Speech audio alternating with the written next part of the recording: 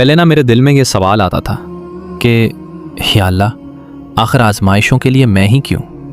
پھر ایک دن میں نے یہ باتیں سنی اور میرے سوال کا جواب مجھے مل گیا، جو آج میں آپ کو بتانا چاہتا ہوں۔ تو سنیں، کبھی کبھی جب سب کچھ ٹھیک چل رہا ہوتا ہے اور اچانک زندگی بدل جاتی ہے، رشتے ٹوٹ جاتے ہیں، دعائیں رک سی جاتی ہیں اور دل تھک جاتا ہے، تو یہی سوال ابھرتا ہے، میں ہی کیوں؟ لیکن ذرا سوچیں، کیا واقعی آپ اکیلے ہیں؟ کیا آزمائش صرف آپ کے لیے ہے؟ نہیں، یہ دنیا ہی آزمائش کی جگہ ہے، اور جسے اللہ چاہتا ہے اسے آزمائش میں ڈالتا ہے۔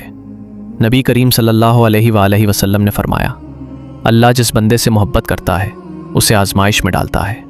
سوچئے، آپ کی آزمائش آپ کی کمزوری کی نہیں بلکہ اللہ کی محبت کی نشانی ہو سکتی ہے۔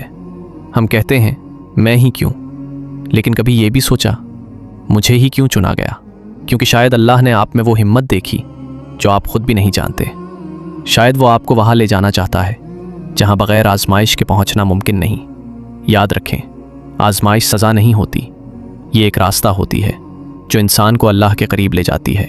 جب سب کچھ چھن جائے تب بندہ اصل میں اپنے رب کو پاتا ہے۔ جب کوئی سہارا نہ رہے تب انسان کہتا ہے، یا اللہ بس تو ہی کافی ہے۔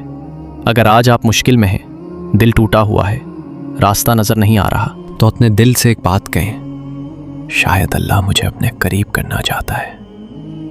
اللہ تعالیٰ فرماتا ہے، بے شک مشکل کے ساتھ آسانی ہے، یعنی یہ اندھیرا ہمیشہ نہیں رہے گا، یہ آزمائش ختم ہو جائے گی۔